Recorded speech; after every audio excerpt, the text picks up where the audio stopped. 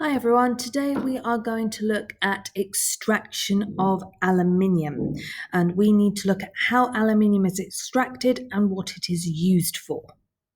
Okay, so aluminium is going to be extracted from the ground, and remember, when a metal is found in the ground as a compound, this is known as an ore. Okay, so aluminium is going to be extracted from the ground in the form of an ore. The most common ore is called bauxite, and the majority of bauxite is aluminium oxide, Al2O3. So this is where we are going to be getting our aluminium from, is from the Al2O3, which is inside the rock known as bauxite. So before we can remove the aluminium oxide and actually begin to get the aluminium out of the aluminium oxide, first we have to get rid of all the other parts, all of the stuff in the rock that is not aluminium oxide. And to do that, we heat it with sodium hydroxide. That removes all the little bits of sand and silica and all kinds of stuff that's in there. So once we have added and heated it with our sodium hydroxide, it will just be pure aluminium oxide. And that's what we are going to try and get the aluminium out of. Okay, now we cannot do this by adding carbon. Now remember, we saw before that in a very similar compound, iron oxide, we can simply add carbon to that, and the carbon will displace the iron, and we will form carbon dioxide, like so.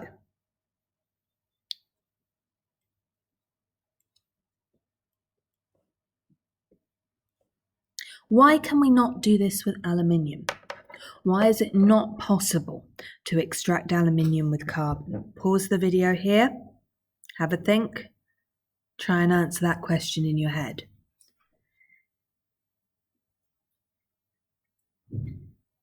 Okay, unlike iron, which is less reactive than carbon, aluminium is actually more reactive than carbon is.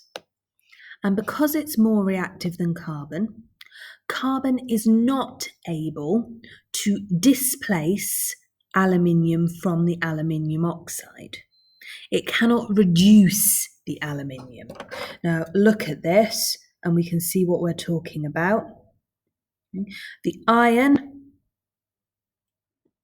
has lost oxygen. It has been reduced, whereas the carbon has gained oxygen. It has been oxidized.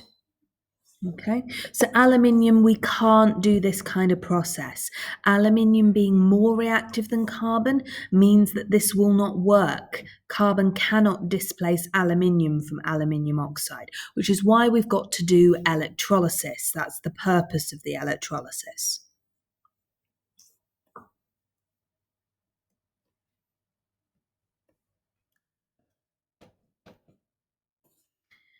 Okay, now this is the setup that we will use. So these are like the walls of the container. So this is like the container that it's being made in. And slightly differently from the types of electrolysis we've done before. In our previous types of electrolysis, we've had kind of a glass beaker and we've put two electrodes in, one positive, one negative. This works slightly differently. This time, our negative electrode, our cathode, is actually the wall of the container. It's like the outside of the container. And your anode, you're just going to sort of dip into the mixture. The mixture, if we think back, you should be able to recall the key word for this mixture of ions is the electrolyte. And remember, the electrolyte needs to be in a liquid state. In this case, it is molten aluminium oxide. So we're going to have some aluminium ions and we're going to have some oxygen ions. Okay, why does it need to be melted? Why can we not electrolyze solid aluminium oxide? This is going back to chapter 3. Okay. Remember that in an ionic substance as a solid, we have got this very neat and strong arrangement called a lattice.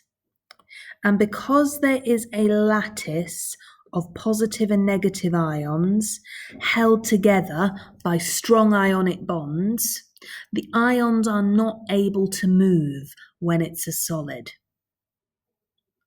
However, when it's a liquid, we are going to break the ionic bonds and they can float around randomly on their own. This allows the ions to move, which means they can conduct electricity. And that's the reason that we can do electrolysis on it.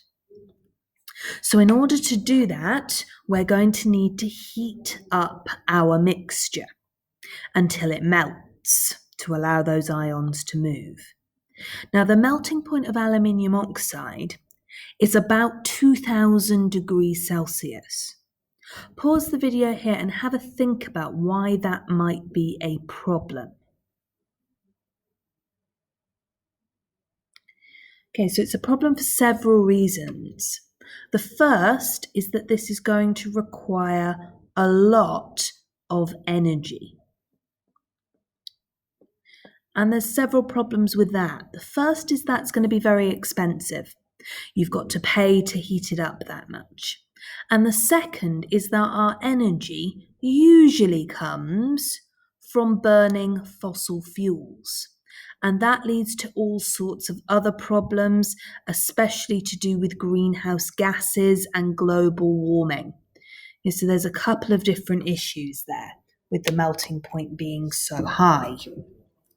So to combat this, we add a substance called cryolite. And cryolite does two things. It lowers the melting point of our mixture to about 900 degrees Celsius. So less heat is needed. So we've halved our melting point. So we've pretty much halved the amount of energy that it's going to require to keep the aluminium oxide liquid. So that's going to save us a lot of money, and it's going to mean we're burning less fossil fuels. And it also, the cryolite, increases the conductivity of the solution, which just means that the whole process works better. If the electrolyte is a better conductor, then the electrolysis is going to happen faster.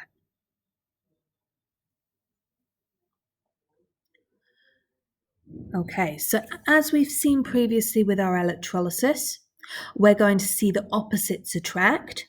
So our aluminium ions are going to be attracted to the cathode, and our oxygen ions are going to be attracted to the anode. So we'll deal with the oxygens first.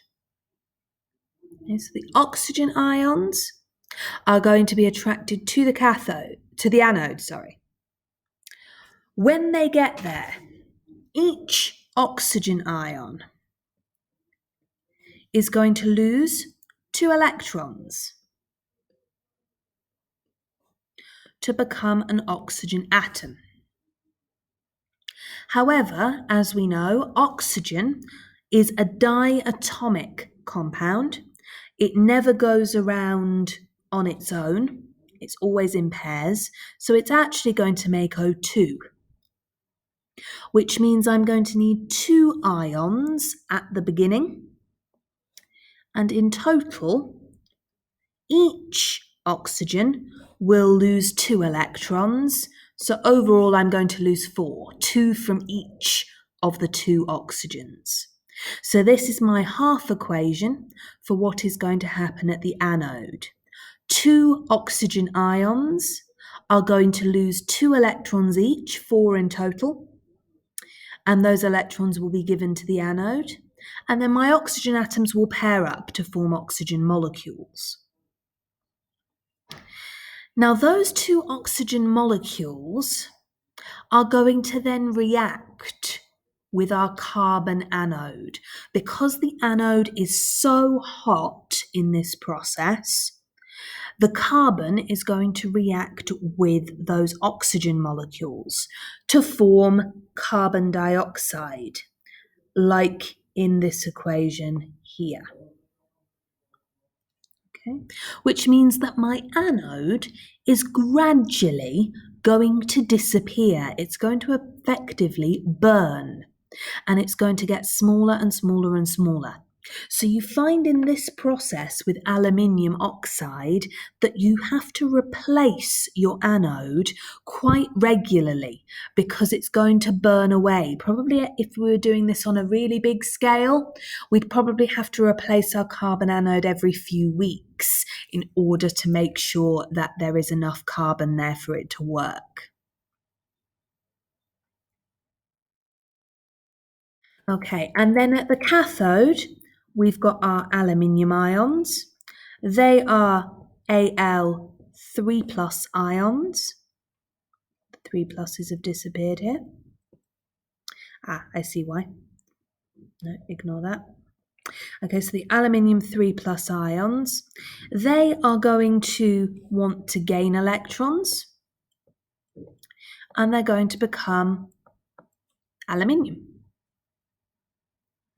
And the aluminium is dense, and so it's going to kind of sink to the bottom of the vessel as like a layer like this. And actually you would probably have some sort of pipe coming out here at the side where you can sort of suck all of that aluminium out. Okay, so that means that we have got two half equations. We've got Al3 plus is going to gain 3 electrons to become Al, and then 2 oxygen ions are going to lose 2 electrons each, so overall that should be 4 electrons to form O2. Okay, so those are my two half equations. Now remember, with half equations, it's very, very important that we put state symbols here. So at the beginning, our substance was a liquid, so they're still going to be liquids. Aluminium that's produced will still be a liquid because we are keeping it very warm, but the oxygen will be a gas. Okay, so if we were to write a full equation for this process, remember that the first thing is, and it's really important, that the two equations must have the same number of electrons, because the number of electrons needs to cancel out. Now at the moment, these two don't have the same number of electrons. Aluminium is gaining 3 and oxygen's losing 4. They can't be like that. They need to be the same number. So have a think about maths, think about lowest common multiples. What's the lowest common multiple of 3 and 4? It's 12 electrons. Okay, so we want to make both equations have 12 electrons, which means I'm going to have to multiply everything in my top equation by 4 and everything in my bottom equation by 3. So here I go. So 4 Al3 plus. Multiply 3 by 4 and you get 12. So plus 12 electrons is going to give me 4 aluminiums. Okay, so I've done that. I've multiplied everything by 4. Now the next equation, I need to multiply everything by 3. 2 multiplied by 3 is going to be 6, O2 minus. 4 multiplied by 3 is going to be 12 electrons. Remember, that's the whole point of me doing this, is to make my electrons the same. And then I will make 3 O2s. So now that I've done my multiplications, my electrons will cancel out and I can add my equations together. Everything that's on the left stays on the left. So 4Al3 plus 6 O2 minus with state symbols. And then everything on the right, Al, 4 of them, and O2, 3 of them. That is my full symbol equation for this process. Okay, and then final thing that you are going to do in terms of research and looking up is you are going to give me 5 uses of aluminium and give 1 reason why aluminium is suitable for each use. So you should now be in a position where you can complete everything that's on the Google Doc on aluminium.